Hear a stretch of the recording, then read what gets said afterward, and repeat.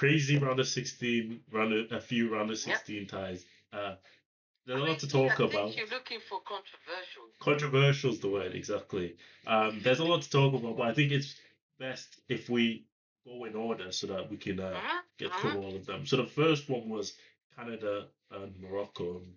One of the host nation, one of those nations fell to a very, very strong Moroccan side who are in good form. They may even be as good, if not better, than the Morocco team of 4 years ago. I think they're better. I think the fact that your first World Cup has gone so well, they've built momentum, Yeah. and that allowed them to bring so much confidence. Because when you look at Morocco, I feel like they're looking like a team. They've been participating every World Cup. That you would not think this is the second World Cup. And Canada, I feel for them, but at the same time, this is the best because usually they're not very good. So the fact that they managed to be in a knockout stage, Yeah. that's a good achievement. And they can only build on that, yeah. Yeah, I agree. And I mean, we use the word experience a lot, and even though they've only been in like, well, I mean, this kind of group, this kind of generation have only been in two. You kind of think of how far they've gone in both of them now. So we're talking semi-final and a quarter-final, not to mention an AFCON final as well. Usually, when we think of the top sides, nations in the world, we kind of think of the Europeans and a couple of South Americans, but we have like a genuine African side that are one of the best. And I mean, I don't think we'll get to the predictions later on, but I don't think as good as that France team are, I don't think it's as easy as just a France 3-0, France 4-0 win. Because I mean, this team have the know-how, they have experience, they have players, and yeah, they're a really good side. I mean, 3-0. Fierce as well. Exactly. I like that. They're confident. They play. Again, a lot of teams, they feel like, you know what, we've got nothing to prove. Like countries like France, Brazil, it's sort of expected of them to go far. Yeah. But Morocco feels like we've got nothing to lose. I feel like they're enjoying the football. That's one thing I've remarked. They play so well as a team. Yeah. But they enjoy the football. I love it. Yeah. Fantastic. I agree. And I mean, they're good watch as well most times that I get to see them. So the next game, and I guess this is where the controversy starts, but definitely not ends. France and Paraguay. Yeah. Right. So I have to mention the obvious. Paraguay came to frustrate France to the point to get players sent off because this is not right. What happened, and no one got punished. But France, on the other end, when they tried to protect themselves, defend themselves, they are the one rather get like yellow cards. And I think they also knew that Mbappe is somebody when he gets frustrated. Unfortunately, that was then. But when he gets frustrated, usually, kicks off. But yeah, I love Mbappe's maturity. He was laughing at the face, saying, "You know what? You're not gonna get me. I'm not gonna take the bait," and he didn't. He came to do a job, which go to the next stage, and that's exactly what he did.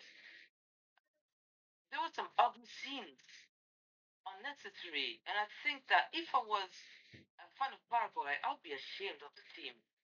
This is not how a team should be playing and representing people from Paraguay. And also, a senator was attacked Mbappe to say no, we're French, racist mark from her, but also a former player who said in '98 we faced a France team, but this time we faced Africa. And when I was trying to, have a conversation, go with some people, let's say with Tama, we are stating the fact. All of these players, the origins. Like, excuse me, like, what do we get? So what about England? Think of Declan Rice is Irish. There's some who've got Nigerian ancestry, Jamaican. So what about them? Like, yeah, I mean, the race out.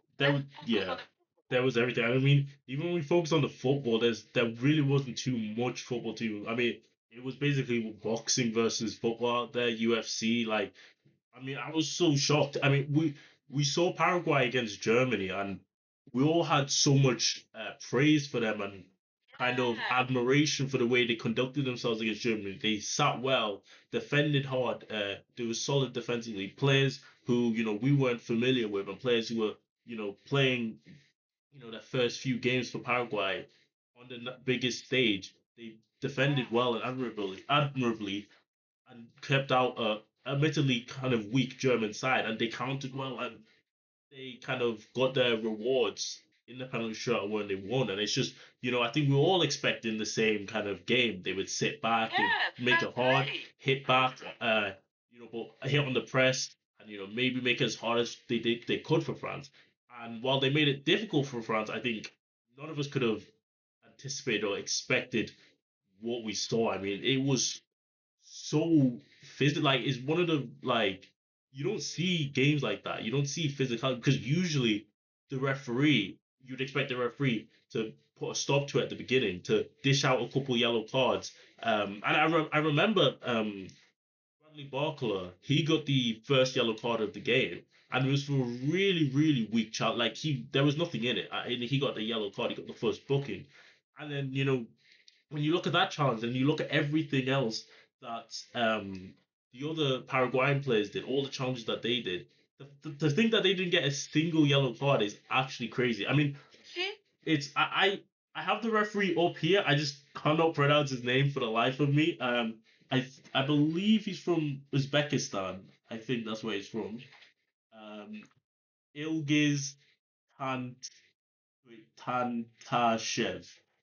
Ilgiz Tantashev. I think I may have butchered that pronunciation, but I think his refereeing performance was one of the worst I've seen. It was atrocious. Oh, trust me, that's not the worst one. I mean, we'll see more, but his performance was one of the worst, I will say. I mean, he missed Yeah, and everything. Most of yeah, the calls went right in front of him as well. He kept missing them. I remember when Due came onto the pitch, he was tripped twice, and the referee didn't call either of them. mm. The And second, you know the penalty that Mbappe was gonna take. yeah, One of the Paraguayan player tried to mess up the spot kick. yeah, How on earth was he allowed to and stay yeah, on just that they were no so yellow card, dirty. Yeah, nothing? they were really, they kind of. I hate to say, it, but they were.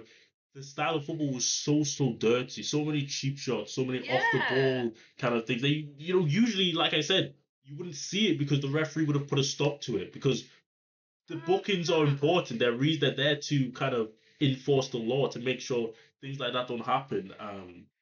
Yeah, and I just think like there's so many. Like I could name, like I could go name some of the Paraguayan players, but for the most part, most of them were out there being dirty. If it weren't time wasting, they were fouling, cheap shotting, Carecas, They were cheap shot. Yeah, you're right. They were pushing France. They did dirty getting things. up in And their face as what well, trying. Oli say, he stood up for his teammates was that basically enough. Yeah. He got yellow cards. Yeah, I I'm mean, thinking, hello. it was crazy. I couldn't Oli say believe is the that most none of laid them. back player I've ever met in my life.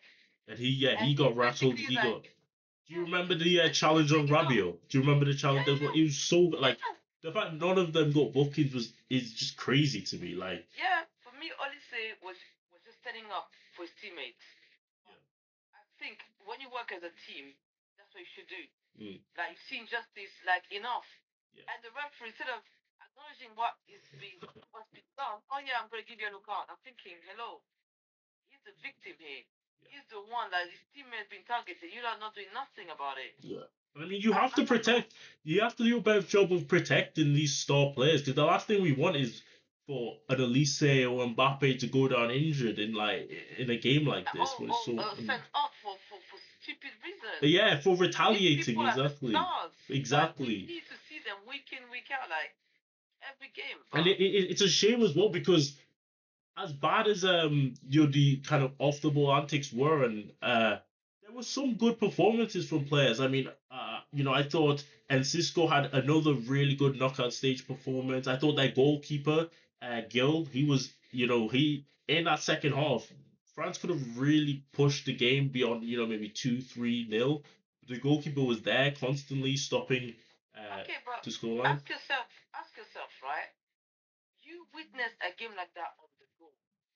personally, I just want to get over and done with. I Yeah. don't even care about scoring anymore. I just want to go to the next stage. Mm. Because you're right, France could have won more, but they saw what was happening, Yeah. and they saw that if they were trying, one of them could get sent off because they tried to provoke France to Yeah. get them red carded, booked so that they can miss crucial games. If I were them, I would do like that. Defend deep, count down the minutes, and just move on to the next game. Yeah, I Just mean, get the it's result. clearly because they just didn't have the, required tools to beat a team like France. I mean, unlike France, unlike Germany, have the quality in attack. And I mean, just we'll speak about it now. Mbappe scoring a seventh goal of this World Cup, 19th in all.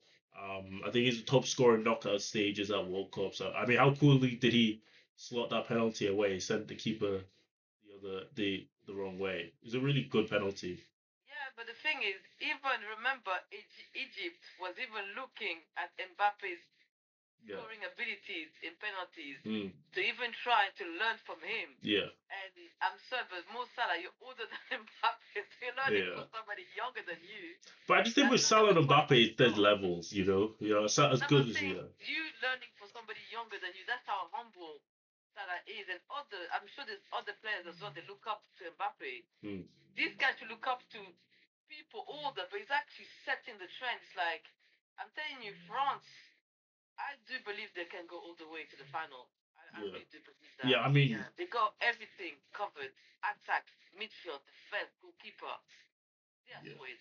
And I mean, They are like they can blow teams out, like they did with Sweden, like they do Norway, but they can also kind of grind out results like they've done today. And like they were really stopped from playing their football. Elise didn't have a great game because he couldn't play his football because of obviously we know why.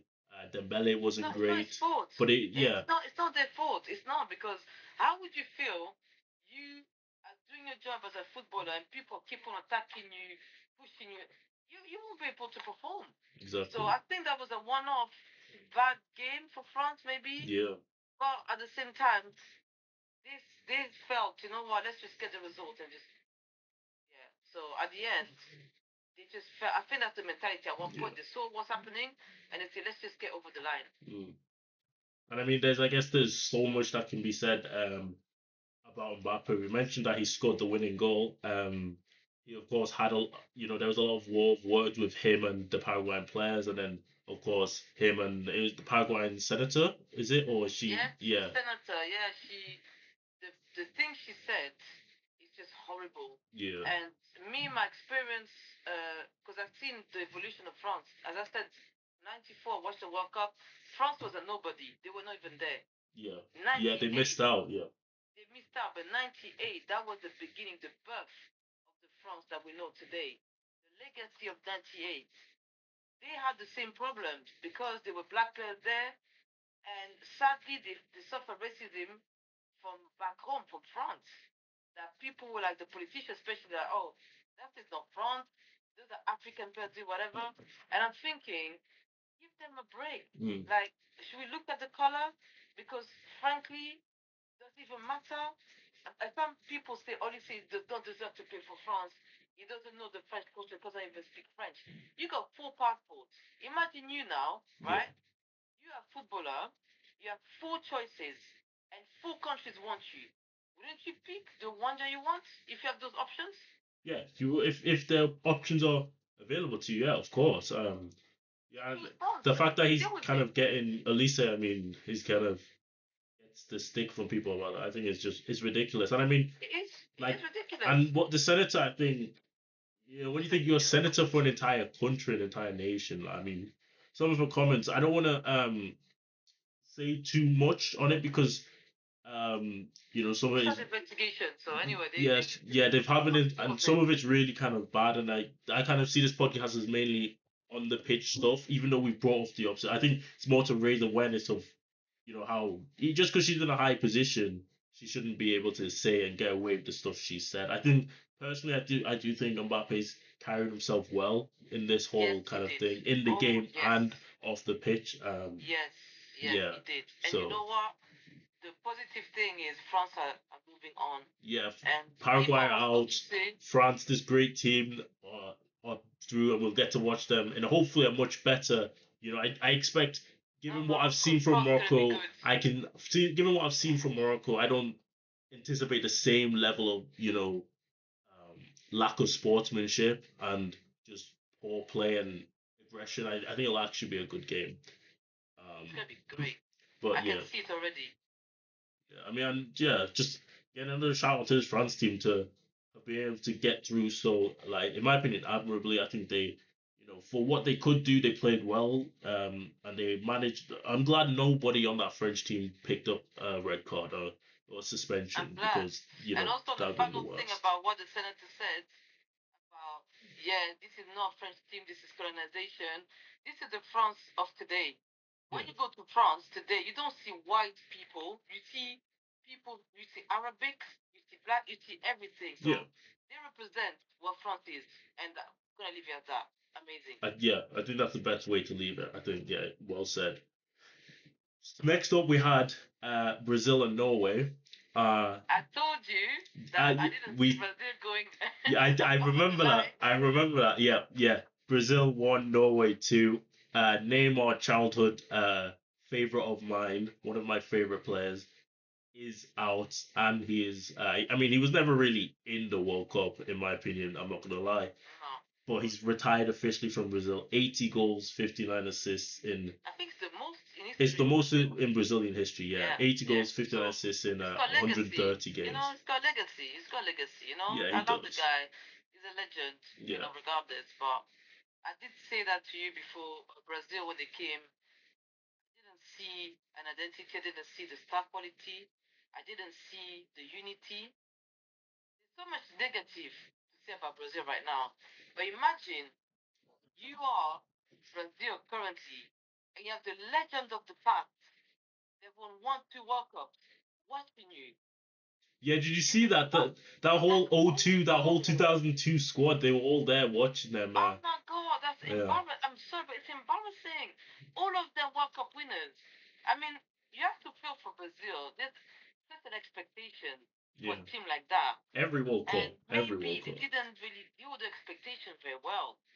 But the Brazil that I saw this year, I think the decline of Brazil, let's be honest, in 2014, you know, when they lost to Germany 7-1, Yeah.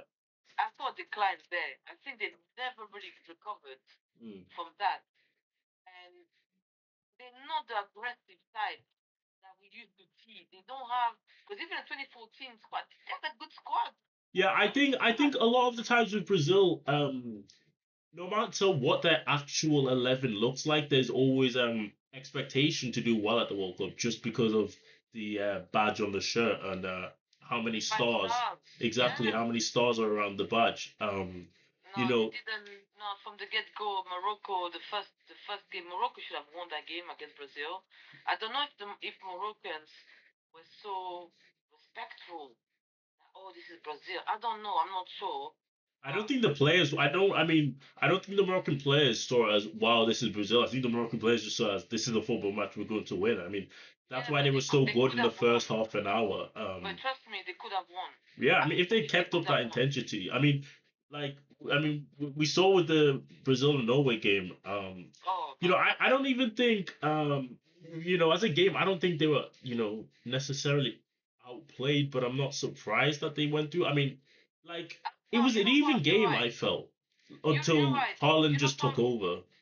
I think he what definitely won that battle between him and Gabriel. I mean, listen, Gabriel, yeah, I have to go into this because I'm an Arsenal fan. I hmm, love Arsenal. But Gabriel does not know to play as a fullback in that team. He's used to Saliba. I don't know if you realize, I don't know if you follow Arsenal, but him and yeah, I Saliba do. have shown such a solid pair that he's hard I to think they're defend. both. I think they're both worse without the like. They're both so good with each other, but I think they're worse without. I think like it's Yeah, clear but as day. Saliba got backup though in front. Gabriel, I don't know. I mean, let's look at the goals that Haaland scored. Mm. My man was free to score the goal. Yeah, The the I don't know first why you goal, afforded him so much space. Like he just exactly. there The you'd first one, Haaland is tall, so you expect a header if you give that much space. But he should be tighter. I mean, we watched Gabriel found him. He didn't know where the man was. we watched Arsenal and City this season battling for the title, and we saw those Haaland and Gabriel battles. When what was made them so is how tight Gabriel was to him all the time, grabbing him, pulling him. But he wasn't doing that. He didn't know where he was. Exactly. He just had no clue. Yeah. He had no clue. And the second goal, He isn't the same player that one when is he's not at but Arsenal. the second goal is so funny. I was watching it with my son. My son was joking, was saying, "Oh, but mom, football's like playing in a park." I said, "No, this is a World Cup. Like this is serious." And then we looked at Ireland. We went, "Hey, but mom, look at Ireland. He's just walking." I said, "You're right." I said, "Something can happen." But say, "Mom, look at him. He's basically walking. As soon as the ball back to him, that's when it scored. Basically, but mom, it's like he never expected it. Like what he tried to say is that it was so easy for Ireland. Like, okay, here I am walking. Next thing you know, I'm scoring a goal. Where was Gabriel? Ask yourself, where was he? No, I think man had time to walk. He was walking. As a defender, I would bring him down so that to prevent it, at least regroup, allow the free kick. We allowed him to walk and score the goal. And yeah, the battle with him and Alan was done. Yeah, I mean, He didn't. You remember this player Vidic? You know this guy Vidic? The Manchester United. Yeah. Yes. This guy, Ferguson. I don't know what he did to him. He said, "Look, yeah, your job is simple. You need to mark this player." Yeah. Vidic was a shadow. Every single player, it doesn't matter who he was, he was a shadow. Every defender needs to take a leap of that because he's one of the best defenders I've seen. My man would mark you, he will breathe down your neck. Gabriel gives the guy room. What do you expect? If you give him a gift, Ireland, you afford him space, he's gonna score.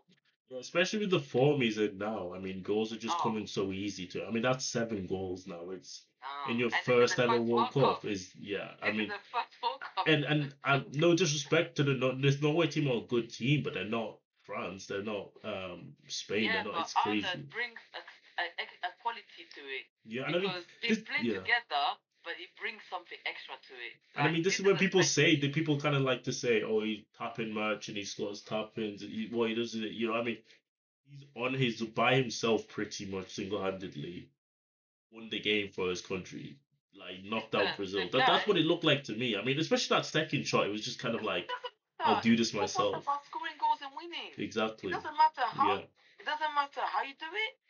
My man is on form. Yeah. He showed it with Man City. Okay, they were unlucky, but ever since he came to Man City, we're not talking a one season off. Ever since he came in Man City, my man has been on form. He's been carrying City for years, and he's carrying Norway.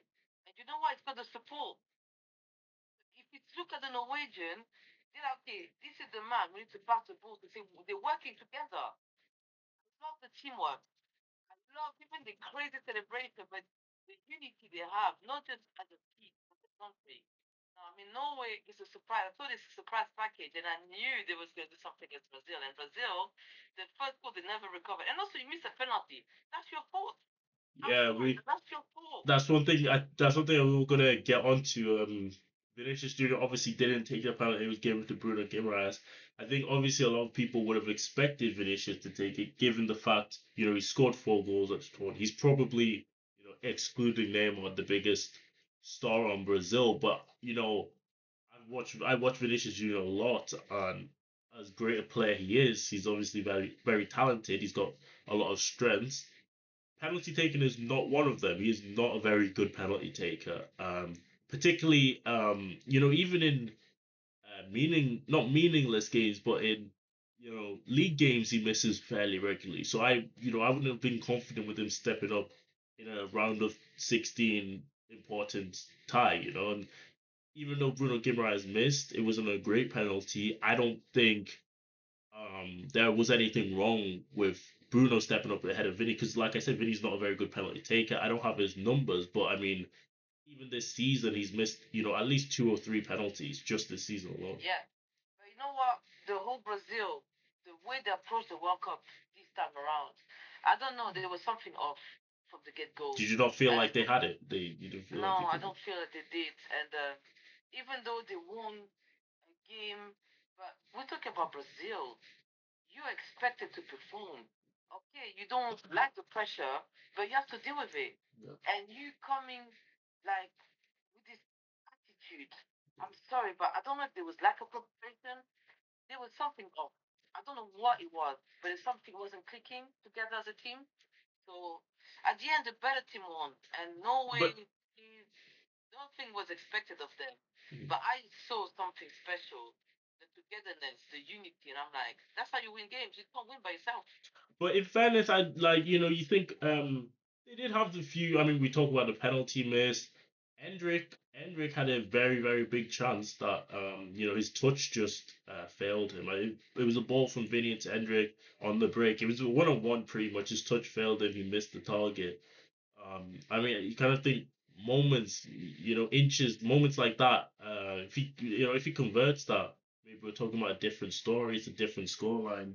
Maybe Brazil go through instead. I mean, as much as it's a disappointment for Brazil, I did think it was a very tight game. I think, I think it was really just decided by the fact that Holland is a world class centre forward, top three in the You world. know, with football is a team. You know, it's about team.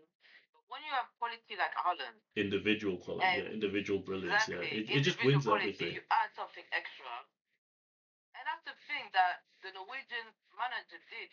I'm sure the discussion was we need to pass the ball to Ireland. So this was already decided. Yeah, We need to get him to score in good form. Let's keep that machine going.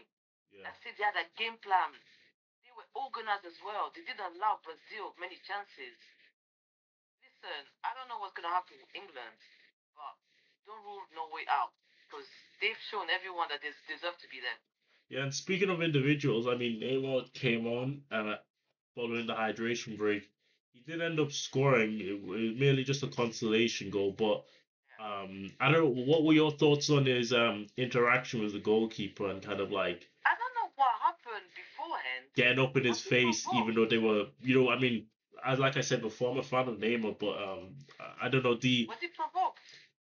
I think maybe the goalkeeper's saying something like maybe he won't score this, something like that. And Neymar obviously scores, and now Neymar gets up in his face and then starts trash talking. Provoked or not, I kind of just think of it as like you're this all-time great football player. Your team are down 2-1. The game's over. I mean, just pick up the ball and get to the halfway. So I mean, I wasn't too impressed by it. I think he's definitely had better moments than that. I think Yeah, but you have to understand Neymar in a sense that I'm not excusing his behavior, but imagine this is your last World Cup.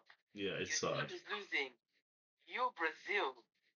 You are organized Emotions a are lot of definitely stuff. high. Yeah, emotions are definitely high. They have to go with that. Exactly, and a lot of people look like it's a big upset. Like this is the contrast. No, this is the first ever World Cup.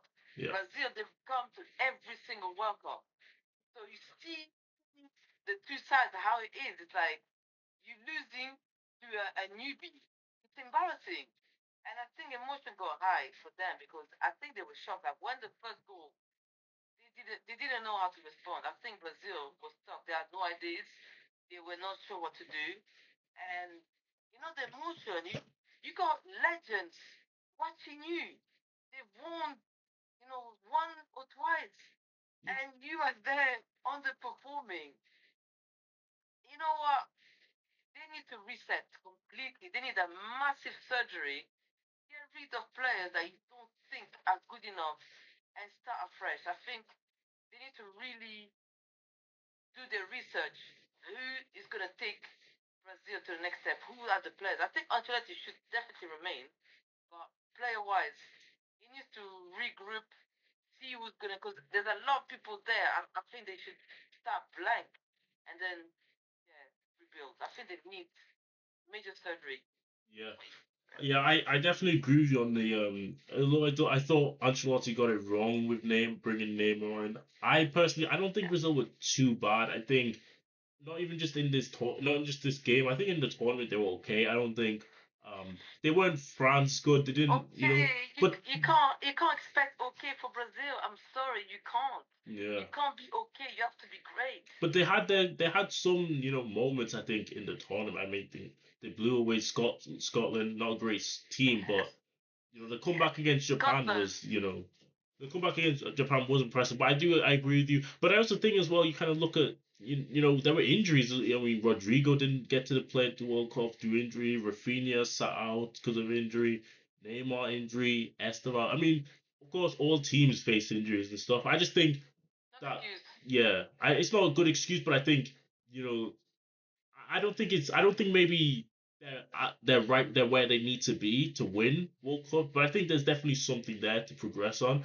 I also wanted Yeah. to mention Reset. with Neymar Reset. as well.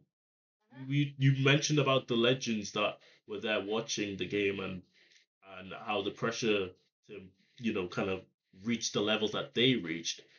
We talk about Neymar, 80 goals, Brazil's all-time top scorer, 59 assists. I imagine their top assist maker as well. 130 games. Can Neymar really be compared or talked about really with the greats like Pele, like Ronaldo Nazario, like Romario, Zico, these type of players? Not Zico, but all the others I mentioned have won the trophies. They have World Cup wins. They have big performances on the great stage. I mean, we've seen Neymar play at 4 World Cups. Granted, a lot of it was, you know, messed up with injury, and we didn't really see the best of Neymar.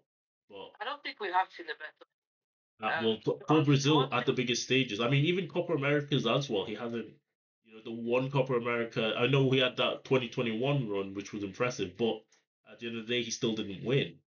And the one World Cup they have won in this kind of generation was back in 2019, and Neymar wasn't even the part of the squad due to surprise, surprise injuries. So can Neymar really be as impressive as his stats are?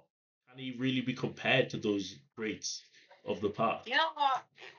That we can't really compare because that generation, the Brazil I grew up with, Yeah, like me, I'm going back to my idol time, Ronaldo Nazario. yeah, Um, yeah, but to say, but Neymar comes a lot shorter than that. I We're agree. talking about, you know, a player like that come once in a generation, Mm, honestly. And the thing I like about Brazil, they have the ability to bring, like when Neymar came up, I was as excited as anyone. I was like, oh my days, finally somebody that might take Brazil to the next step. I don't know, we can't blame him only because I feel like the whole team didn't really get that edge they needed. So you're as good as your team, so you can't do it alone.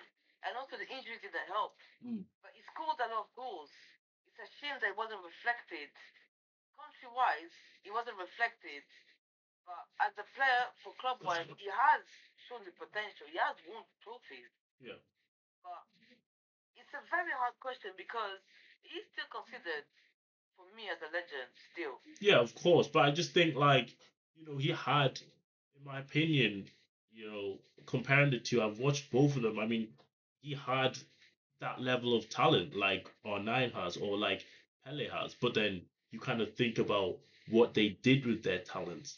Pele, three. I mean, no one's saying Neymar had to have won 3 World Cups to have been successful. But I mean, you look at the teams from, for example, 2018 and 2022, I think, for all we talk about Brazil's previous golden generation, the 2018 teams and the 2022 teams, there was talent in there. I mean, I personally, I do think he could have that team. Those both two teams are capable of winning titles. I mean, think of you had Coutinho in that squad. You had Vinicius in 22. You had players like Thiago Silva, Marcelo, Willian, Firmino, Gabriel Jesus, and that's just the 2018 team alone. And we saw with the 2022 team, there's a lot. He's had talent around him, I think, and I just don't think he's It didn't delivered. gel. He's just Yeah, not delivered for me exactly. when he's needed to. And I Yeah, mean, you're right. this Those World Cup teams, here, this last World Cup. I mean, it's the yeah, biggest kind of. He's come into it injured, and he's not even made any impact yeah, on the but why tournament. would you bring him then? That's what Why I'm bring saying. He shouldn't somebody have come. injured? Yeah, I He shouldn't completely have agree. come. I completely So agree. it's a waste of his time. Mm, It's a sad way to end your legacy like that, really. yeah, Because if you're like, okay, Ancelotti, you asked me to come, thank you, but I'm injured. yeah, At least that's it. yeah, coming injured, that made no sense. Yeah. And again, it's all about presentation. You say, oh yeah, I want Ronaldo to win. Come on now, that's not how you should behave. You should support your team no matter what. Yeah. You know what I mean? We're gonna do our best, you know. So yeah, I think from beginning to end, Brazil World Cup, yeah, wasn't good. The campaign was really bad. Um, this is the first time we get knocked out before the quarterfinals since 1990. That tells you something. This is the first time. Yeah. So that's not good. As I said, they need to regroup, need to reset. They have some quality here and there, but overall they need a major surgery. Yeah. And trust me, they can do it. I believe because that team, no matter what happens to them, they always manage to qualify. I don't know if you realize, but every World Cup they manage to qualify. So I'm not Brazil. worried. Yeah, I'm Yeah, not because worried. Yeah, they they'll have the qualify. talent. They do have the talent. It's just They do. can you go above and beyond? Because because I mean you They'll be think qualified. yeah, Mark my words, they'll be next World Cup. They'll be there. yeah. I Now, don't think how they're that's gonna be there? How they're gonna be there? Let's hope yeah. that this will be the start of something new. But I mean, you Yeah, think about it, next it kind of will be like a new generation, a new era kind of coming into the next World Cup with Neymar, retired. I think a much big thank you to him. I've watched him at what is it now? Yeah, 4 World Cups, I guess. Yeah, he was there for the 2014 World Cup, I believe. Yeah, so I Yeah, he was mean, there. legendary figure in Brazil, legend to the game. So it's a sad day to see him go and say goodbye to him. But you have to hope Yeah, in for a Brazil. manner, but Yeah, he left us memories. And exactly. There was if some I good was, runs if like yeah, he 2014. had, he did. If I was Neymar, I would think about my future. Maybe he might want to bring his expertise to Brazil, like under 19 or under 16 coach. I don't know, but he'll be a very good asset. Um, whatever he wants to do next, I really do hope he will help for the next generation of Brazil. But who knows? But I do believe that they'll come back again Yeah, and they will come back stronger. yeah, There's one thing about Brazil, they always manage to bounce back, and there's no doubt they will. yeah. And I guess from one team that potentially may be needing a reset to a team who are looking very, very good for yet another tournament. England beat Croatia at beat Mexico, sorry, at the Yeah. Aztec. Yeah, I think first time in a long time that Mexico have been You beaten. said England was gonna win, and I told you Mexico was gonna win. Yeah, Both was wrong. I'm pretty sure I said individuals from England would get them through, would get the job done, and I mean, Jude Bellingham, Harry Kane, those individuals got the job done. Bellingham, huh? This guy, there's no question, he needs to start. Simple as. Yeah, This guy's brilliant. yeah. I mean, they did try and say Rogers should start over him, but I don't think anybody who actually knew football or I don't think anybody who said that would be taken seriously because I just think Jude Bellingham's the type of player you want in knockout games, in big He's games. brilliant. He gets around, he does things. Yet. Yeah, He's still young. He's yeah. still got so much to give. He's in his prime. I mean, he's still a few years off it. I mean, tend to think players in their prime like 28. He's maybe what 22, 23 maybe. But Even better for England. He's got more years to give. Yeah, I mean, Now, he scored in the 36th minute and then scored and then quick. 90 seconds later, Yeah. pretty much the same goal, just this time off his foot instead of his head. I thought Mexico were really good though. I think. Well, even when they went I have to disagree a little bit with you. With Mexico. Yeah, I have to say, this is the game that when they conceded, they basically everything collapsed. You know, they were organized like the first 3 games. I don't know if you remember, but they didn't concede a goal. Yeah. But when they conceded the goal by England, I don't know, but I felt like something dropped. Like everything collapsed. Like But their offensive game massively improved. I mean, Jimenez alone had a good 3 big chances in the first half straight after. But even England, 10 men, they played even better than Mexico with 11. Yeah, I think in the latter stages it was very much fatigue setting in and kind of they just started crossing the ball into the box aimlessly and I mean it didn't really work, especially when Dan Burn came on. Everything, the shock of conceding for the first time. They didn't have no answers for England. But And you know, I think, but I do think as well, it was more of like I thought Pickford, like, it was a master, like as good as Jude Bellingham oh was. He had a yeah, master, but oh people need to talk more as well about Pickford's performance. I mean, there yeah, were a oh lot of saves there. no, that guy saved England massively because there were chances Mexico didn't convert, and that at Yeah, the end that's of what the I'm day, saying. again, Yeah, football is about scoring goals. yeah, You don't convert, they're not gonna care about oh yeah, there are 10 chances. mm, No, it's about the ball at the back of the net. yeah. But I have to say something. I didn't like the attitude of Mexico fans prior to the match. I don't know if you saw, but they tried to disrupt England. Um, at the hotel, they were making noise, music, fireworks, Oh, yeah, yeah. and they did not get punished for that. And for me, the best Probably because they're was host nation as well. That's probably why. yeah, but that's not the right way to behave. I'm sorry, Yeah, but okay, England is playing in your home, so what? It's a World Cup game. At the end of the day, deal with it. But what you try to do, what was the purpose? Because if you try to, because everything was against England. The altitude, apparently, the weather, because they had to delay the game. yeah. But somehow, they managed to come on top. So whatever tricks they tried, it didn't work. And justice prevailed, I have to say. Yeah, I mean, I think they really had to dig deep and work hard for that because, like I said, I think, of course, we have a slightly different opinion on it. I mean, I think the Mexico played a good game. I think, a combination Yeah, of but again, two 10 man England, individuals.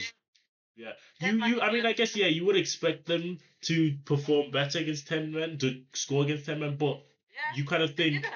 but you think, I mean, they scored a penalty, but you think, an England team, especially Thomas Tuchel's side, they're always going to be set up defensively well and defensively solid. And when they went down to 10 men, I still personally felt that England would hold on just because I knew that Thomas Tuchel Yeah, but knows you how to see, hold the lead, knows how to defend. yeah, but they all play for each other. They were fighting for survival in a sense, like they were put the body on the line. You know what? This is the best England performance I've seen in a long time. Some people have Honestly. said, yeah, some people have Yeah. said it's one of the best. I think as well Even for better than the different Croatia one. reasons. Yeah, I think, yeah, a lot of people have said it's one of the best performances they've seen in an English team. Yes. I think probably because of, like you That was say, the exciting. altitude, all the, yeah, it was a really good game. I I don't know agree. about Yeah, you. Did you watch the game with me? I fell asleep. And when Bellingham scored the first goal and I saw the commotion, I was like, oh, I yeah, started to wake up. And literally, after the first goal, action was so packing. I yeah, could not fall asleep. I was yeah, so excited. I was like, oh my goodness. yeah. The fact, the pace was excellent. The rhythm, the tempo. Now, the game had everything. I don't And know. okay, Did you watch on ITV? Did you have Alan Shearer on commentary? I don't know if I you. think so. It was Yeah, him, yeah. yeah. I mean, I didn't like his commentary. I thought he was so like, I understand he's patriotic and he wants England, but I thought he was so biased and it's like, I mean, the red card from Gerald Conser. I feel like, and also the Harry Kane challenge, which led to the penalty. The fact that he said that that's not a penalty, I don't understand because we saw Modric concede the same penalty to against Madueke in the opening game of the World Cup for England, and no English fan was kind of against it then. But then when the roles were reversed and Harry Kane made the penalty, just Alan Shearer consistently saying that it wasn't a penalty was just, it was just, he came across so biased and so unaware. And I'm glad Joe Hart played it up and proved that it was a penalty. But I just thought the commentary was pretty. I mean, I would like to maybe, if they could have. I know the game's done now, but if they could have had maybe, an English commentator and maybe an English speaking Mexican commentator, just so it's not as biased. Just It's because, balance, yeah. yeah, balance. Because But I don't you like. know Yeah, what? it kind of ruined the experience slightly, even though it Yeah, was a yeah, great yeah, game. yeah, you did. But you know what? At the end of the day, England won. That's the main thing. You're right. Being biased like that, you have to accept, like, Kane considered a penalty. It was a penalty. Yeah, It exactly. was as He simple as kicked his that. leg. Yeah. So you have to accept it. You know, I think what upset him is that the manner. I think they were really down to 10 men, and they felt like, oh my gosh. So, but that's not the way. You're right. Yeah. It's not. But it was another really, really entertaining game and another great The game at best this World Cup. England have played I've seen this tournament so far, and that gives me excitement. No way, England is gonna be amazing. They looked Like, really good on the counter. I mean, like oh, and you know when what? They know those two Alan. Like you goals. said last time, they will know how to deal with him because he plays in the Premier League week in, week out. So all of everybody apart from Bellingham play in the Premier League, so they all know Alan very well, and Odegaard there as well too. So that's going to be exciting to play against somebody that you know, and you know how to stop him. And I'm sure Tuchel must have done his homework on every team. And I'm sure he has the tactics that you'll need to get over the line. Mm. I don't know who's gonna win on this one because my heart is for Norway. Like, I'm so impressed with them. But England, if they can perform like that every match, they're unstoppable. Now on to probably the worst game of the entire round of 16, Portugal and Spain. Uh, Yeah, I'm just gonna come out totally as agree with you. I'm just gonna come out and say I think that game is soft, but I'm not even surprised that it's soft. I think we haven't seen the best out of either side. I think maybe we've seen a little bit of the best of Spain in glimpses, but like as a whole, both sides at the World Cup haven't looked great. They haven't impressed massively, and it was a disappointing game from both sides. I mean, um, as many stars as there were on the pitch, I don't not too many of them. I mean, Yamal, in my opinion, he got locked up by Nuno Mendes. I think he did a more than good enough job on him. He wasn't effective down the stretch in the final third. So obviously Ronaldo at his age, um, like we say the same thing about Ronaldo. It's Yeah, but it's not his impactful, fault. It's unimpactful. not. Like, if players don't pass him the ball, what is he supposed to do? But He then, needs to but, be fed. but we saw, but my argument, my only my disagreement, my argument with that is we saw Haaland, we saw Haaland score a goal outside the box against Brazil. That was all by his own self. We saw in the last Yeah, round, the Kane. but the goal was like he had an assist. Yeah, And the but I'm assist saying, was but I'm saying the one where he just scored from outside the box. That was all. I know, of course, somebody passed it to him, but that was all him. And I mean, he did the work. Yeah, yeah, yeah, yeah. I mean the But Kane goal against Congo where he took the ball by himself and just yeah, you know put it in the top corner in a ridiculous kind of. I mean, Ronaldo just doesn't offer anything like that any other strikers providing. And then me personally, as a Portuguese, I said it on my page. Um, there's no one standout performance of Portugal. You have the maybe best Nuno Mendes. midfield. You have the best midfield. Mendes is the best defender right now. And I have to say, I was more impressed with Mendes and the goalkeeper, Diogo Costa, and the entire team. I feel like the goalkeeper kept Portugal in somehow, but the midfield, what disappointment. You have three great midfielders at your disposal. I'm telling you, Martinez has spoiled that team. I'm glad he's gone. I'm glad because Yeah. you never knew your best 11s. You never knew. Like, look at the substitutions as well with no impact. Like, How did after Like like the somebody rest needs of to the world, explain to me how Gonzalo Ramos did not get a minute? Gonzalo Ramos is the Leon, reason. Rafa Leon, you bring him 70 minutes. What is that gonna do? If Like yeah, him and Ramos, they work well together. So why would you bring him? You should have benched Ronaldo, but you have too much respect for Ronaldo. he's a yes I man. think, That's all. I mean, yeah, but that's you're the probably why he's manager in the. though. That's why he had. I mean, like I agree. I thought Leao played such a good game, and I couldn't believe that he was benched. But I thought João Felix had a really impressive game. So it kind Yeah, of, but Ramos, Ramos, Ramos. The fact Ramos didn't get a minute is crazy to me. I mean, it's listen, yeah, to say that Martinez, that is gone, it's an understatement. yeah. I mean, I This don't. Yeah. guy didn't know what I told you this before. He had no clue what to do with the Belgian golden generation. Imagine you are a Portuguese manager. You have all this talent at your disposal, and you don't have a clue what to do. And it shows because they didn't have a clue what they were doing either.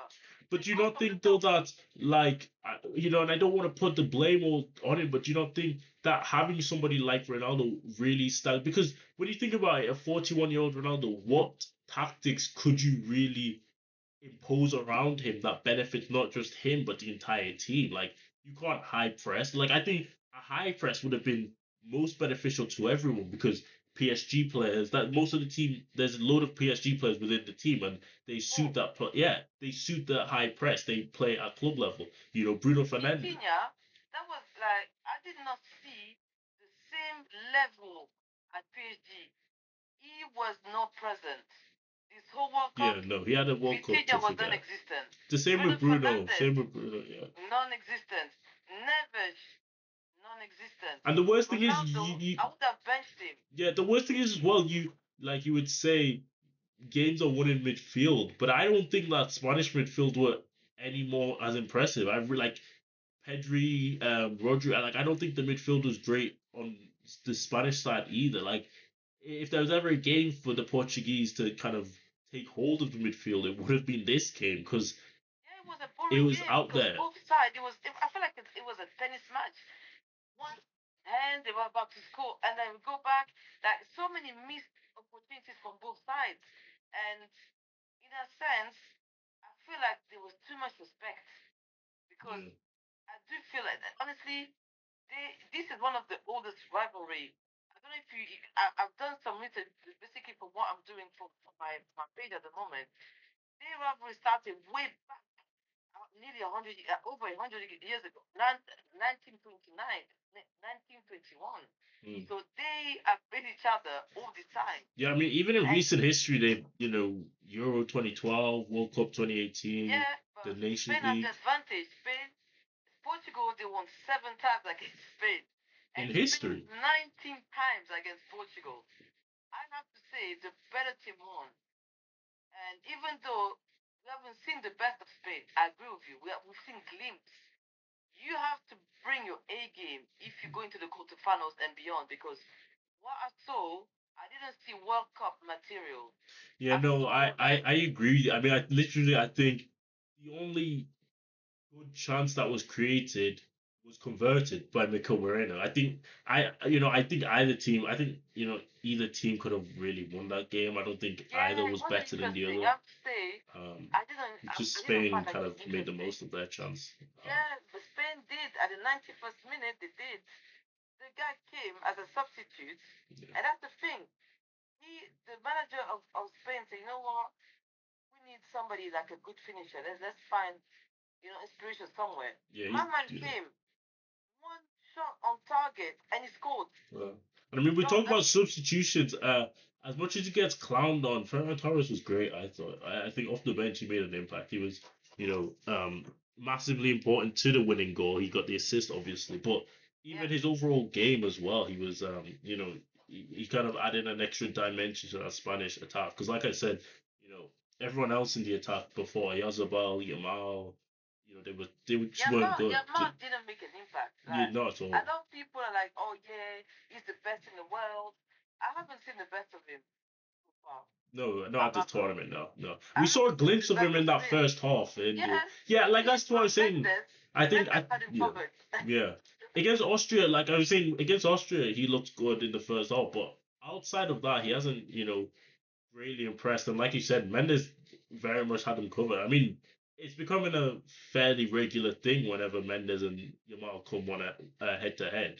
Mendes usually And gets he the injured better of him. himself. Like he showed the what I like about Mendes, he was willing to get injured Yeah, just to help. Because for me, the game was done when Mendes went.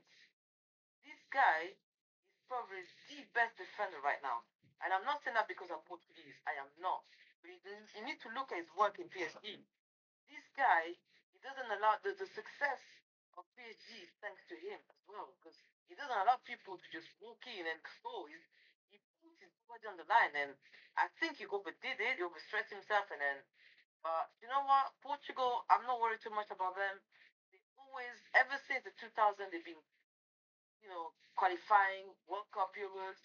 I think they need to regroup mm. and I have a new manager, new direction. They'll be alright. Spain, honestly, they need to play up the game a bit. And if they up the game, and if we see the full potential, then they can really be a threat to anyone. But we haven't seen it yet. Yeah, Let's but not be in so fairness worried. to them, you think as underwhelming as they've been, they're in the quarterfinals. Like they haven't really That's all that even matters. got into second gear in the That's all that quarterfinals, which matters. is really I, impressive. that's Um, impressive because I at the end of the day, it's about getting over the line. Yeah. Just like what France did. So, you know what? They are there now. And I think them and Belgium's going to be a very good match. Yeah. I can't wait to see that game. I really can't. In February of 2020, Cristiano Ronaldo turned 36, and a year prior to that, he had won the Nations League with Portugal. Now, 5 years on from his 36th birthday in 2020, he's now 41 and still in the he has he was still in the national side until he's retired from World Cup action. I'm assuming that means he's retiring from Portugal as a whole. I'm not too sure, but I know he's definitely retiring from the World Cup. The national team is done. Is he? Oh, okay. Yeah. But before we get to mention talking about his legacy and respect and thanking him for what he has done, as somebody who's Portuguese, that 6 year period. How do you look at that 6 year period as somebody who's Portuguese with Ronaldo in the side? Because usually, age 35, age 36, players are usually retired from their national side. But of course, Ronaldo decided to continue playing. And arguably, you could say for the worst. As somebody who's Portuguese, how do you view the past 6 years of Ronaldo in the national side? So, remember there was sometimes Facebook gives you memories, and I remember Euro 2024 was saying that he needs to go on the bench. Yeah. And I even felt 2 years ago he shouldn't have been part of the national team. What pains me is that I feel like, in a sense, he wanted personal glory, in a sense, to be like the first to have gone to all of these World Cups. Um, as much as I know he loved to play for Portugal, you need to do what's best for the team. Yeah. And I don't think he did that. I feel like he was doing something for himself. Yeah. Because even when you look at the press, he talked about himself again. Instead of, oh, you know what, we have lost, yeah, we are sad. Oh no, you know what, at least I've won something with Portugal. Yeah. Oh, you know what, you guys tried to kill me, destroy me, but here I am turning up. I decided I'm gonna leave. No, Ronaldo, you need to put what's best for the team. And for the past 2 or 3 competitions, you haven't performed. It's as simple as that. And if I know myself that I don't have what it takes from 20 years back, I'll be like, I'm retired. There's no shame. Yeah. Because you've tarnished your legacy. You've done it to yourself. Yeah. You could have, okay, I want to be part of the team, like come to the squad and cheer my team. That's what I would have done if I was him. Yeah. Now, trying to compete, and you have like look at your man. He's just starting his career. You can't compete with that, mate. You can't. Yeah. And people will be like, oh yeah, but Modric. Listen, Modric is a different thing. As a midfielder, he has shown how midfielders, real midfield players should have played. Modric is in a different, like, he's a midfielder. As an attacker, you are expected to score goals. Yeah. And for a long time, he hasn't done that. Club and country are different things. You adapt more and better club because you see them week in, week out. Yeah. But national team is for every 2 years. So I think he could have done the best for the team and retired at the right time, which was probably After 2022. Maybe even earlier, like after the nation, like on my channel, I compared past his kind of past 6 years in the national team as kind of like a reign of terror in the way in which, not to be disrespectful, but the way he's kind of held down younger talents, the younger generation, more so for personal kind of accolades and personal glory. So he can say I've scored at 6 World Cup, so he can boost his numbers because as impressive as his numbers are for Portugal, you look at that 130 or however many goals he has for the national team, and what 11 of them are at the World Cup, and you kind of think as well, he's just at these tournaments.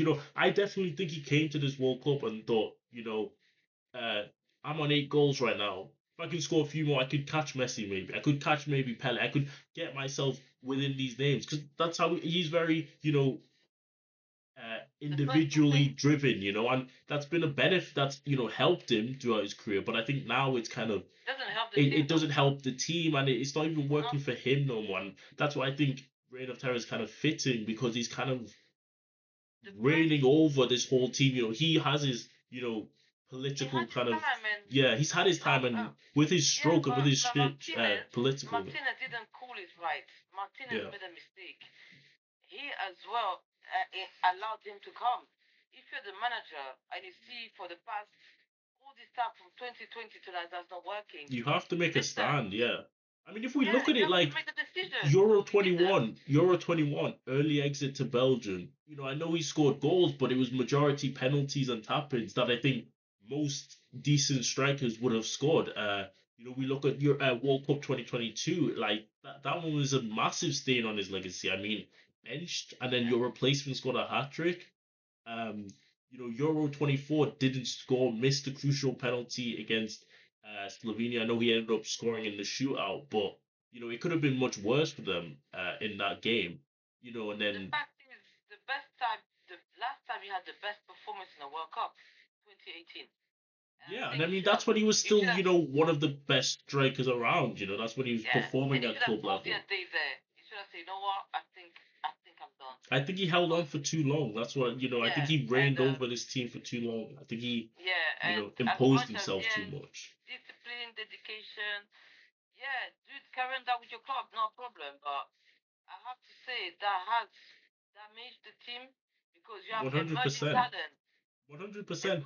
And this is where I go back to the team and as poor manager I think as Martinez is, and as much as the midfield underperformed, you know, I think a lot more could have been done if you don't have a 41-year-old up front. You could have had a high press where they win the ball higher up the pitch and they create in advantageous positions. But of course, that isn't achievable with a 41-year-old up front. Um, Listen, you yeah, know what excites me the most? Have you seen his son playing? uh, Cristiano's son. Yeah, I've seen a little bit of him, but I don't watch him all too often. yeah. Well, I have to say, yeah, I know I'm being biased right now. Let's talk about Portugal, Yeah, but I think the future is bright. The one no, thing for I like sure. about Portugal, they always manage, and I'm sorry, I'm not being like arrogant, but they always manage to have the best talents. I don't know how No, they you do do. it. I mean, you do have great. We still can't take away from players like Bruno and Vitti. Like these are all good players. They're winners, I and think they have Bruno Fernandez. I think he's got one World Cup left in him, yeah, definitely. Vitinha, I think we've seen the best of him, and I think um, whoever takes over Portugal, I think they're gonna have to dig deep and get like if you have a treasure and you don't use it, then that's your fault, mate. yeah. But Ronaldo, yeah, he should have retired a lot earlier. I mean, for me, he's still a legend.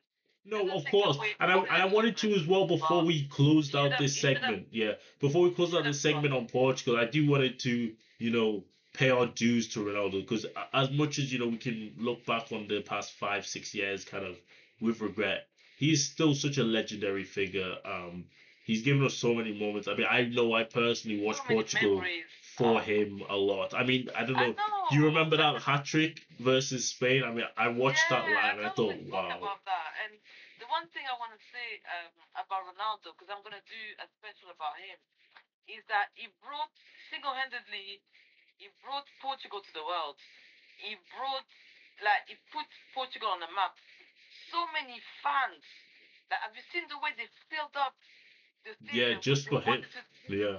Even the neutrals fill up stadiums just for him. I mean, yeah, I mean, Exactly. That's. I've he's done a never seen lot for like. the country, Yeah, in terms of so much. Do globally. you know what the funny thing is?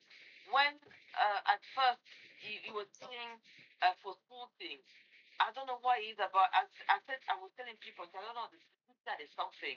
Yeah. And I remember I love Ronaldo Nazario, and I was like, They have the I same wish we could name. have that Yeah. in Portugal. And when this guy came, and I saw the name Ronaldo, and he was saying amazing. I'm like, this guy, and people were like, oh, but Thelma, yeah, what are you talking about? Man, now they look at me, like, oh yeah, this guy from the get go, the records speak for themselves. That will never be taken away. But I think what he could do now for the national team, travel with the team and give that motivation. Because He'll be good in coach as a coach one day. And the future, I mean, the guy doesn't need to prove anything, does it? It's a shame that he didn't get the World Cup that he really wanted. But Yeah, mark my words, Portugal one day will win it. They will yeah, get to it. and I I mean, believe it. I believe for the Euros. I yeah, believe for the World Cup. yeah, and I mean, yeah, like, and I think that's why these past 5, 6 years are so disappointing because he's such a legendary figure. I mean, I've got the stats up now. I was even wrong when I said 130 goals. He has 146 goals, 46 assists in 233 games. So I mean, I get the durability. I mean, it's now what we saying, 22 years for one nation. He's such a legendary figure, such a global icon, one of the all-time greats. If you can help me, do you speak Portuguese as well? Yeah. Do you know how we say we can say thank you, thanks for the memories and goodbye, Cristiano, just to say goodbye to him. Obrigado para as memórias Yeah, e boa sorte and good luck. yeah. Yeah. Thank you, Yeah. Cristiano. Oh. Yeah, Yes. legendary Honestly, figure, I legendary want to player. go to the museum. I want to go Same, to yeah, Madeira. I grew up there for a bit, but I want to go to the museum. He's yeah, built such a legacy, and this guy has left his mark no matter what. It's yeah, a shame that he didn't put the country first.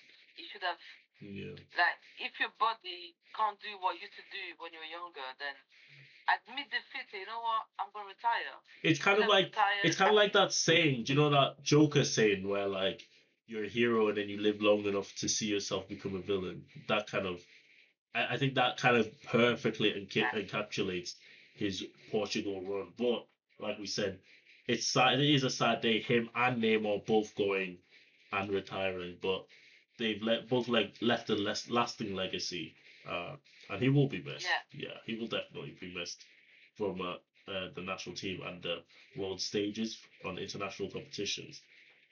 Next up, we had America and Belgium. Belgium thrashed them 4-1. Might have been a Yeah. surprise to I some was people. asleep at this game, but I watched the replays. I was asleep at this game. Yeah, I think it definitely would have surprised people, But especially considering how bad Belgium were against Senegal. They just kind of got quite lucky yeah, they to didn't get deserve through. to go through, if you ask me. They Yeah, did not deserve that penalty. And we didn't see the best of Belgium either. I think what I like though is justice. Trump, again, I know we're talking controversial stuff, but Trump wanted one American player was given a red card, rightfully, to be taken away, and Infantino did. But Trump doesn't even know the rules of the game. He said it himself. I don't understand the red card. So you're gonna give somebody that's illiterate in the game. I'm sorry, but it is that power to take off.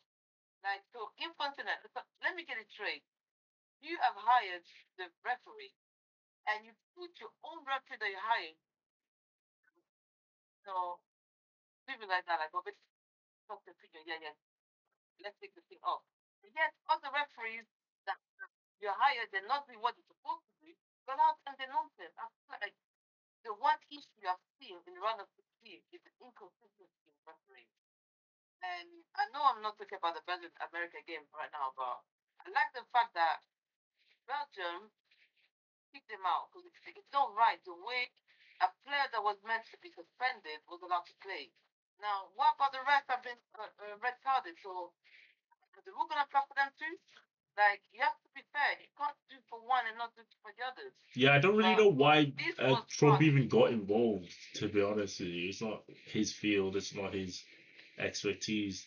Um, I think this is even though it was a good performance from Belgium, it's a shame that it's the outside off the pitch stuff that kind of is the Yeah, biggest story with basically, this. yeah. And I know this is not what I was supposed to do, but justice prevailed because it would be unfair because right now what Infantino has done, everybody's talking about that red card being revoked. They're not talking about the brilliance of Belgium kicking out America. Yeah, And I think that was the last of the whole country being out. But they had a good. I mean, to be fair, America, they had a good run. I didn't expect them to go too far anyway. neither. To be honest with you, but the focus, unfortunately, was on that decision. It wasn't even on the team itself. Yeah. Everybody was outraged, and to have a talking point about that decision and not the game, that's not what football is about. So Yeah, I it's a agree. shame, but I have to say something about it because that's not fair. Yeah, yeah. That is And it every needs to be time brought. It a needs to be team, brought a up as well. It needs to be brought up as well. So, but then, I'll also give mentions to De Catala, who performed really well for Belgium. Scored a brace within the first half.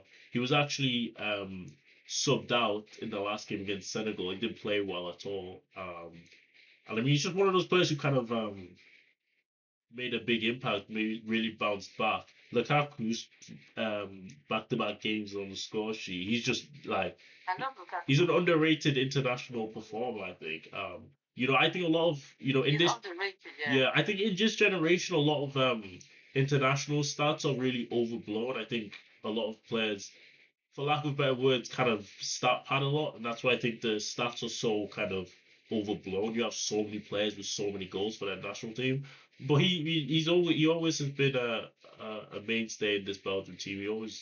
He regularly turns up for them, and he's turning up for them now, even at his advanced age.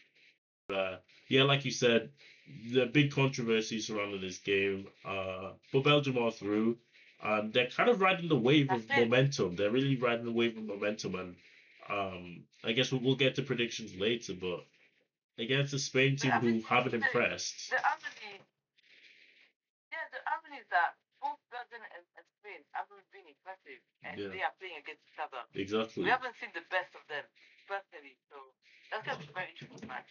Yep. Yeah, I can't wait. Now probably onto I don't even want to say one of the most I don't want to say the most controversial because of how much controversy they've been. I'm sure we're going to definitely disagree on this game. Argentina, one of the all-time great comebacks, come back from 2-0 down against Egypt and win 3-2. I'd like to hear your reasons. I'm assuming you think there's a fault. Comeback? Really? One of the I have to disagree completely because Egypt was 2-0 up. Right. And then the goal disallowed. And the goal should not have been disallowed. But he stepped on. But do you like he stepped? Martinez's foot was stepped on, and his jersey was pulled. Okay, all right. So you want to go down that route? Right. No problem. Salah had a penalty. They didn't care about that, and Egypt basically stopped waiting for penalty to take place or decision. But instead, Argentina were allowed to carry on and score the winning goal. But in my opinion, I don't believe the Salah one was comparable to the Martinez one. I mean, Salah he went 1v1 with Tagliafico and he was dispossessed. Like Tagliafico got the ball, he got the ball, and then Salah just died. The goal should have stood. The goal, if the goal stood, yeah, I tell you, Argentina will be kicked out because up to that point, they were not playing that well. No, they weren't. No, we're not gonna agree. They were not playing. No, they weren't. No, they were. Messi as well was horrible. Messi had one of his worst games. Yeah. Yeah, they had no answer. They were actually shocked. They were looking for inspiration, and they had to come for a rapid decision. But I just don't. I agree with you on that. I think Argentina played terribly. I think they're so fortunate to go through, but I think they're fortunate. So you said it was a great comeback. Yeah, I think fortunate to go through. I think you got it spot on. They are fortunate to go through. Yeah, they are. I don't think that should have been the greatest comeback. It's not the greatest, but it's one of the greats. I mean, you think about they were dead and buried. Like they couldn't create anything. They like Messi had a poor game, and I mean that's the effects of when Messi plays badly. When Messi has a poor game, a one-off game, I'm gonna be controversial, right? Awful. See, FIFA, I think they are prioritizing Argentina a lot. Think about it. Think business. Right. Argentina, Egypt. Which one's gonna be the crowd pleaser? Argentina. Point blank. And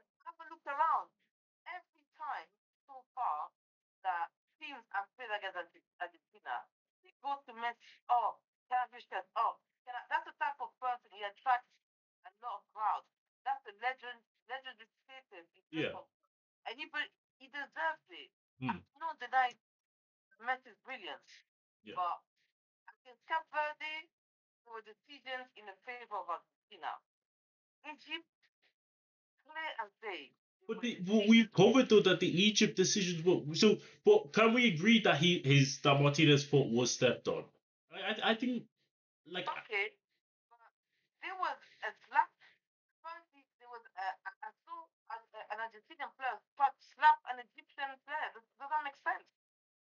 There was a lot. Listen, that game, we what we need to do one day, be together, sitting down, point by point, have a look, analysis fully, because this is the worst refereeing I've ever seen in my life. The worst. I thought the No referee was one can tell me perfectly otherwise. fine. I thought like, but I mean, And now this guy should not be allowed to referee again.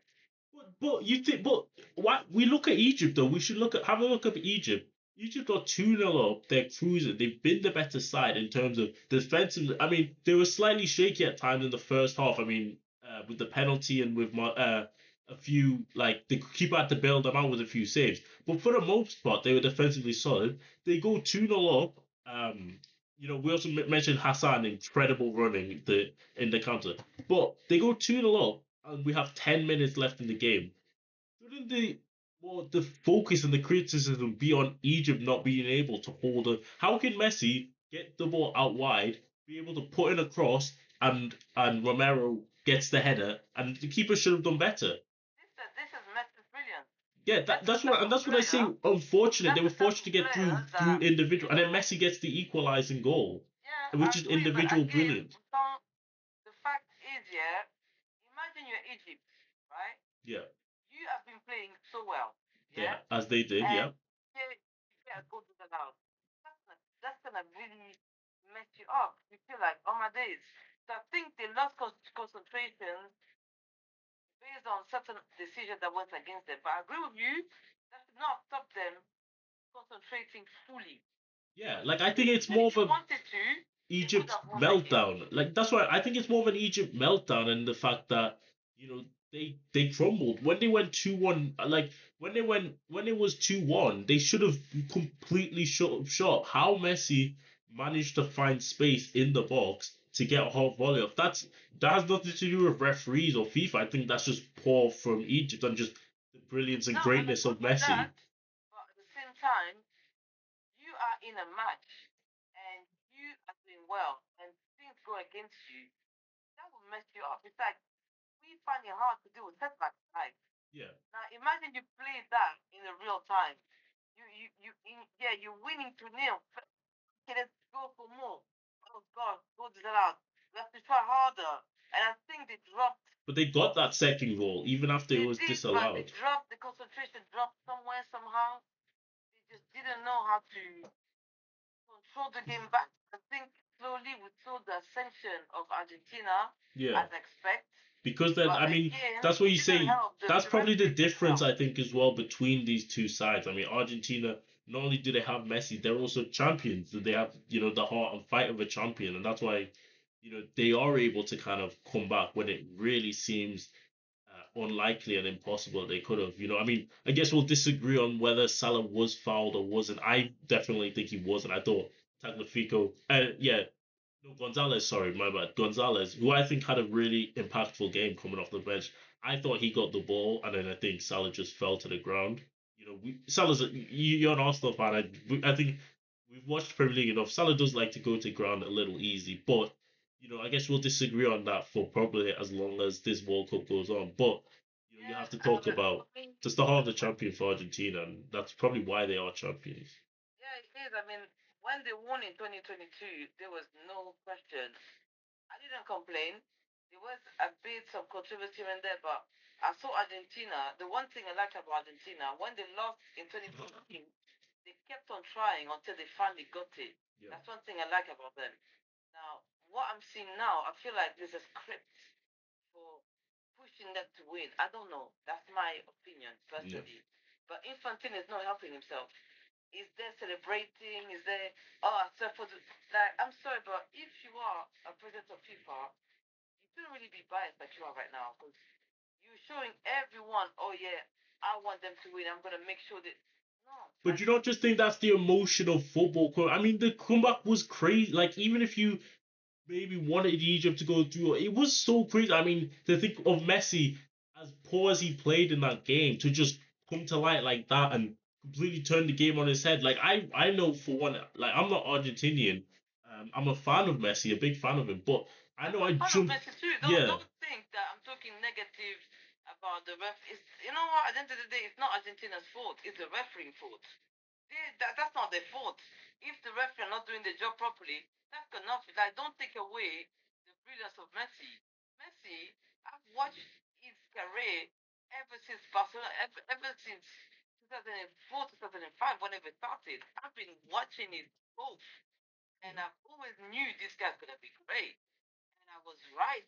It is great. he completely He's perfectly decides great. games. These big games, he completely, decides. And this is kind of, I guess, what we've talked about when we've mentioned Neymar, the international to the national team, and to Ronaldo as well, and how they haven't, maybe turned up enough for their country. But I mean, Messi, especially over the past Messi few has. tournaments, like to No, have he turned up has. the way he did, like we said, he played a poor game, but just to completely turn it on his head. And be the difference maker. It's just, and for me personally, I said on my page, I think it's an obvious one for me that I think he's the best of all time, the greatest of all time. But I also actually think this might be slightly controversial that on any given day, any given match, if he so chooses, is still the best in the world just because of his ability to decide games and just because of Yeah. how dominant he is, even at this Argentina, age. they should make the most of that because most of him. Because you know what we're seeing right now. Yeah,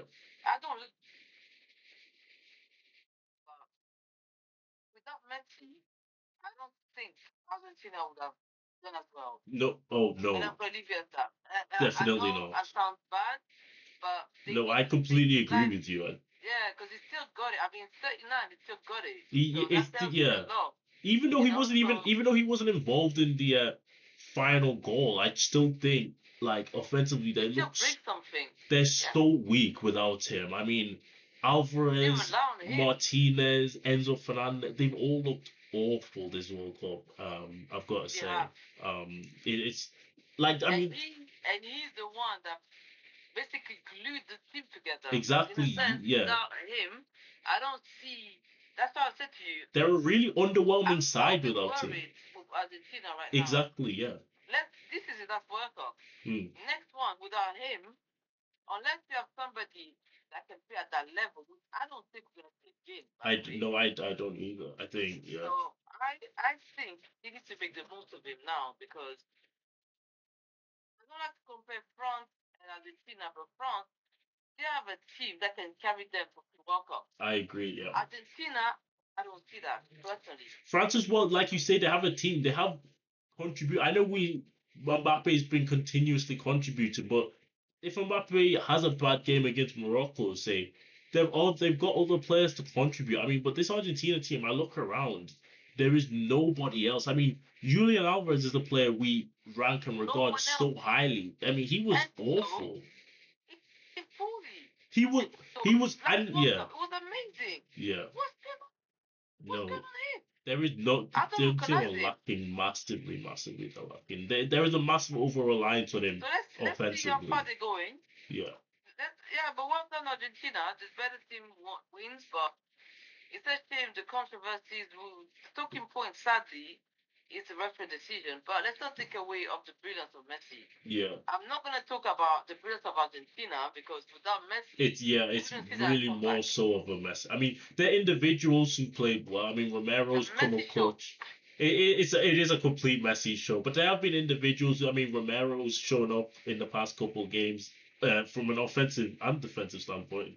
But like you said, I mean, this team, they're almost hanging on by a thread. Yeah, but Messi has helped. You said Romero turned up, but Messi It's a helped him messy turn thing, up. yeah, yeah. I agree. I Exactly. agree. So we're going back to Messi's brilliance.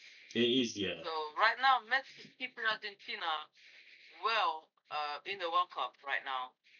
Yeah. So, and then I get finally now onto the last game.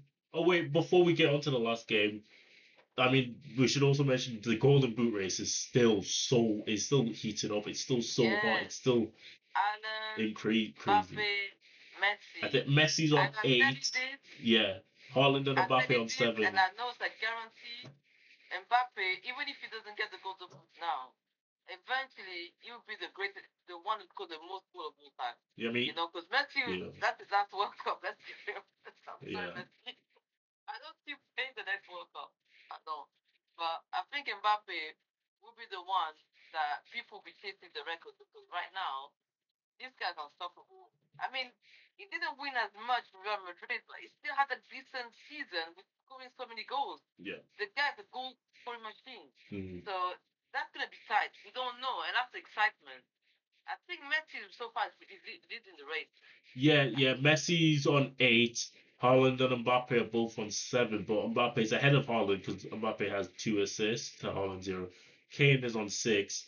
In terms of the Now all, I'm talking about overall, yeah, overall, in like terms of the best all of all time, time. I think it's in terms Messi. of the all time scoring, Messi has 21, Yeah. which is obviously the highest. He also has the most assists with 9 in 31 games, though, whereas Mbappe has 19 goals in 19 games. I mean, it will be his record sooner rather than later. Listen, exactly. Mbappe will catch the record, and right now I like his determination. Yeah, I love it. And he's got a team that is helping yeah, him. and a young team as Even though it's a well. personal thing for him, a young team, but even though it's a personal thing that he wants to, and I like the fact that they're helping him by Yeah, reaching that goal. and that's what I'm saying. Like, that's a The same team about that, team as well, they're helping. Yeah, yeah, that's what I'm saying. great. Because Mbappe has got a team as well that's gonna be there for the next World Cup and the World Cup after that. But I mean, I think as well, it's really impressive how Mbappe, how Messi's really turned up in these past two. I mean, these past two World Cups alone, he has 15 goals, and then Mbappe also has 15 goals as well. I mean, these past two World Cups, it's been Incredible. cinema. It's been like an incredible watching them score Yeah. so many. I I mean, think Messi he scored, I might be think, another. 9 or something consecutive goal in 9 consecutive games or something like that. Just ridiculous records and numbers that they're producing. But what I think it's gonna be France Argentina final again. I don't know. I That's would our thing. absolutely love that. I'd welcome that. So that's what I'm looking for. I don't know if Argentina have it. I mean, it would take an incredible effort for Messi to get to the finals. You know, just getting to the finals alone would be, a ridiculous achievement. But I'd love to see that replay. Um, but yeah, I mean, both of them, Mbappe and Messi. And to be fair, credit to Haaland and Kane. They're all just great goal scorers. And then, of Yeah, course, I think they can catch up. They can catch. Let's see. yeah, I mean, Kane's numbers as well at the World Cup are pretty impressive too. He Yeah, has a Kane is golden boot too, amazing. so Kane, when you need him, he turns up. Yeah, he's amazing. I like Kane. Oh, she used to play for. Hey, you know what? It's fine. so then the final game of the round of 16 ties was Switzerland and Colombia, and Switzerland went through on penalties. You mentioned you're Swedish. Are you from Switzerland? Yeah, I grew up in Switzerland. Yeah, I Yeah. grew up there for a long time. And the one thing that, again, Switzerland taught me is about discipline, being organized, and that reflects on the team.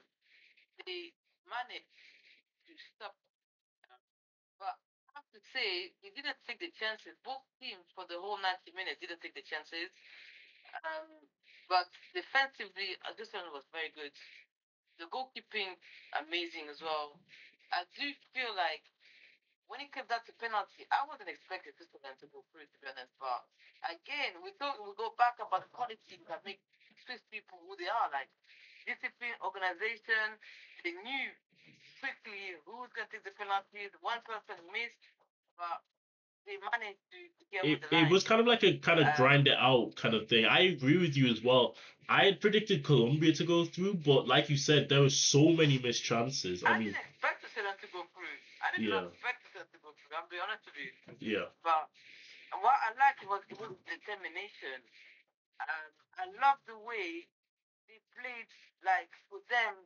they had to go through. Like that was the mission. I was disappointed in Colombia because I felt like they failed to take the chances. They failed to convert the chances, Yeah. and they could have. They had more chances than Switzerland to actually go out there and win, and they were not precise. The finishing wasn't good enough, so Mm. they came up short.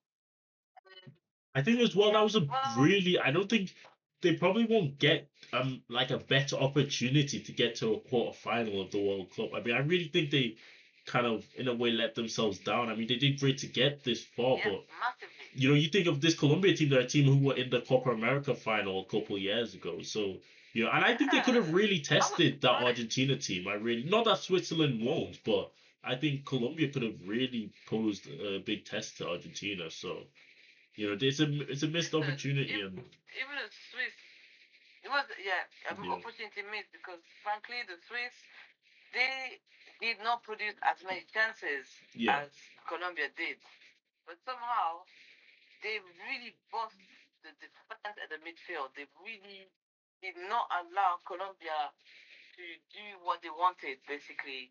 So it was a very close game, but at the end, the better team keeps on winning. It came down to character, determination, organization, and the will to get over the line. And Switzerland wanted it more, I guess.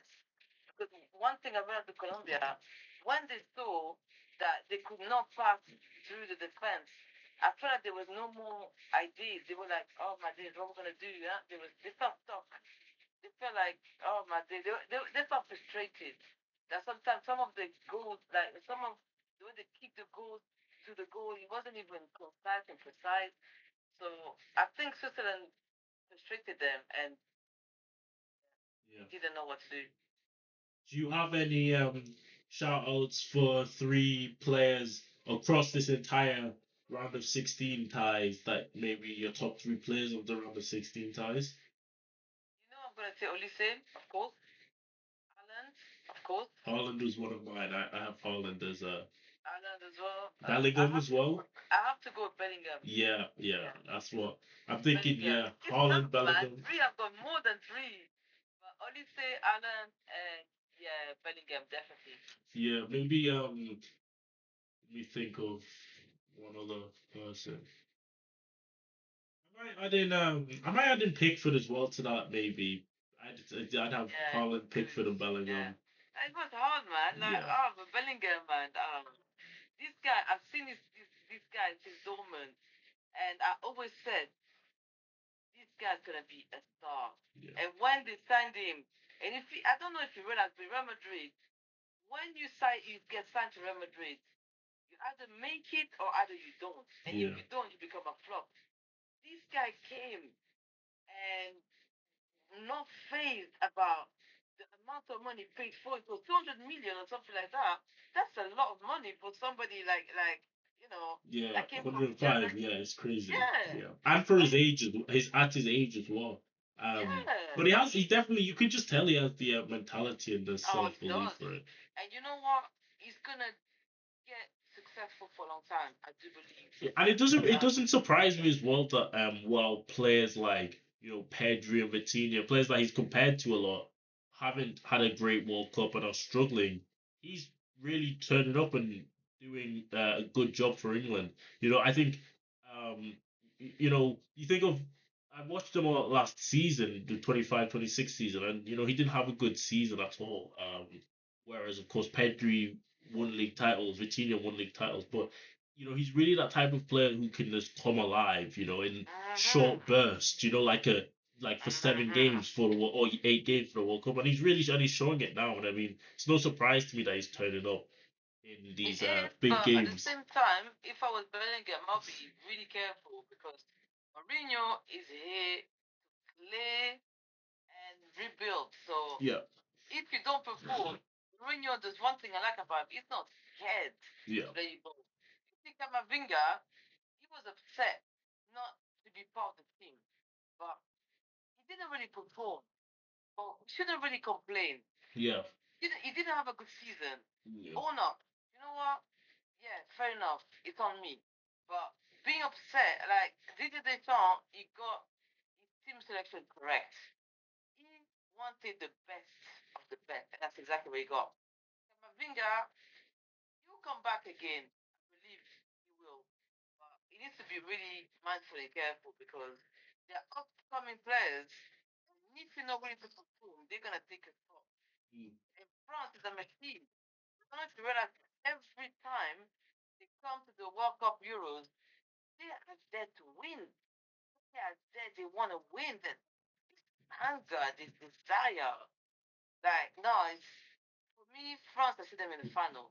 In the past, yeah, I mean, in the past 10 years, outside of the 2021 Euros, at worst, they've reached semi-finals in major competitions. So there is truth to what you're saying. And I mean, back on to Bellingham as well, I think it's not a surprise to me that he's turning up at the World Cup, whereas players like Pedri hasn't, but, as good as he's been, I don't think it's enough for me to kind of rank him as the best midfielder in the world or somewhere like that because I think as impressive as this is at the World Cup, he also has to do it like a season like how Pedri does and how Vitinha does, which is why their teams win titles and why for example Pedri won a league title over Bellingham for second season in a row, but nevertheless he has shone brightly at this World Cup. Yeah, but don't worry too much about Bellingham. I think after this performance in the World Cup, he's gonna go back to Madrid, and I think he will deserve his place because he's still very young and he's still a very good player. He's still got his stuff. No, he's a great player, So yeah. I don't think there's anything to worry about. He's got few Euros and World Cup to give. Yeah. And he will perform. Yeah. I think Harry Kane, that might be that World Cup to be honest with you. I think it might be. He might have another Euros in him.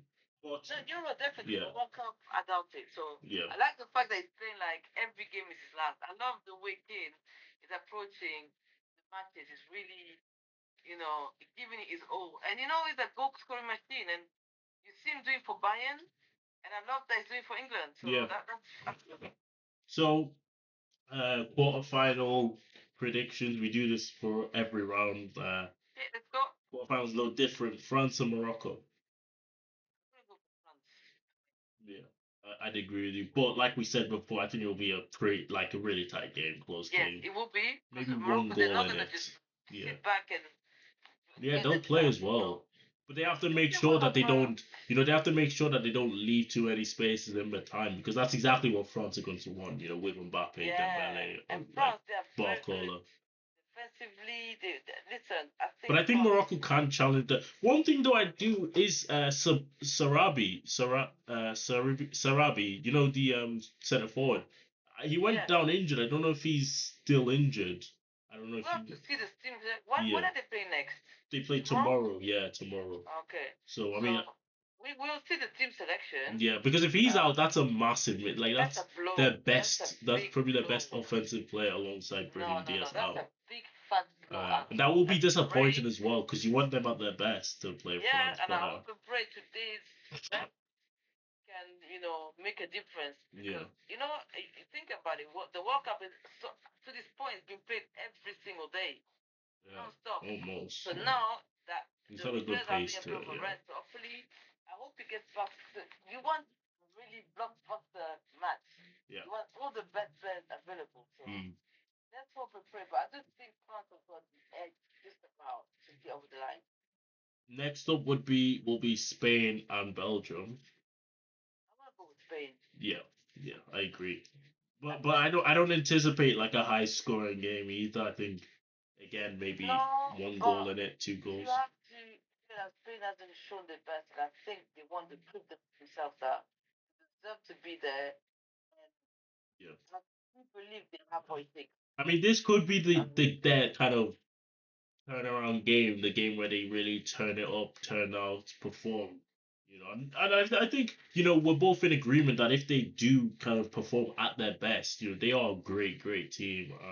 They are great, but I mean we saw it at the Euros, and right now they haven't so far. Yeah. That's not the Spain that we know. Yeah. The Spain that we know are attacking. They're very strong in the midfield. They command. If you command the midfield, you command the game. And so far, they haven't. At all. They haven't scored, at all. Against Portugal, they should have scored about at least 2 or 3 goals. They were 1-on-1 with the goalkeeper. Like, what's going on here? need to make a statement, and I think this is the time for Spain to make a statement. England and well, before we get to England, any chance for Belgium? Do you think maybe if Spain do play poorly, you think Belgium, could win it, or do you just think it's You really know what? unlikely? Belgium has been inconsistent. Um, we said it before. Spain and Belgium, they both haven't really performed to their potential. So it depends, but I do believe Spain has got what it takes. Yeah, Norway and England. I'm interested to see how Haaland faces. I think this is probably the best opposition, or at least the best defense that he's come up against. What do you predict as the scoreline, or who's going through? You predicted against England last round, so are you sticking with that, or has the You know Mexico what? game I maybe think swayed you? it's gonna go extra time and then penalties. That's Really? how good it's gonna be. Yeah. Um, Norway, they've been good defensively. They have the midfield have been working well together. And Alan, what can you say about somebody, a legend in the making? Seriously, um, I don't know. Something tells me that England might have the edge.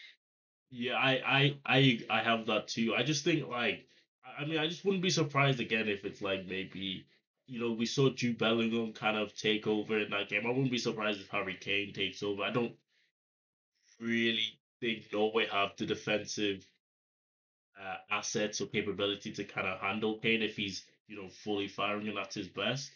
Um, I mean I'm sure Holland would have something to say, but I still think England will maybe 3-1 win this game. I think they are a better team, and I think England usually get to this stage of tournaments and they usually progress. So I do think they have it over Norway. Let's give it to England. So I'd give it to England as well. Yeah. Just about, yeah. Um, Finally, Argentina and Switzerland. Like my Switzerland, but I do believe that Argentina might be too much for them.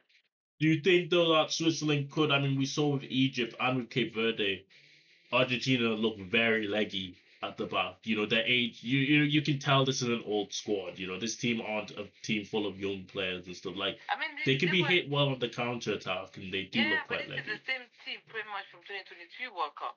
They're just older. I mean, it's just 4 years older. So yeah, so but I don't think. do you think Switzerland have anything offensively, like any attacking threats really? Against Colombia, there was a lot of injury. To Switzerland's team. Switzerland, yeah. So the fact that they've managed to go through despite that, it tells me about how they organized, how they basically knew what to do. Yeah. But Argentina, it might be too much for them. Yeah. Anyway, I think. I mean, like I said, all respect to Switzerland, and they thoroughly deserve to be in the quarterfinals. But I actually think Colombia would have been a more difficult matchup for Argentina, just in terms of the way that Argentina play. I know Colombia would be able to hit them on the break, and Argentina, they have tired legs, they have a few old players in there, and I just think Colombia would have been a better matchup. I think Switzerland kind of maybe suits them more so. They'll give up possession a lot to Argentina, and it'll be down to Messi to break Switzerland down. Um, and I think he will. I think he's got one more performance left in him at his age. So I agree. I go with Argentina as well. Yeah, just about. I think they have what it takes. It might be too much for Switzerland State. Yeah. Especially again, the maestro Messi. I'm sure it's gonna work his magic, and yeah. Once he get his team involved, I feel like he's like a motivator in a sense because when he starts with his tricks and whatever, then the team follows. So I really hope the team doesn't just rely on him because if let's say Messi gets injured, that's it for me. Yeah, forget it. Yeah. So they have to also find in themselves what they can do. But I do believe Argentina is going to. Yeah, yeah. So we've gotten through the predictions. And that's it for this podcast episode.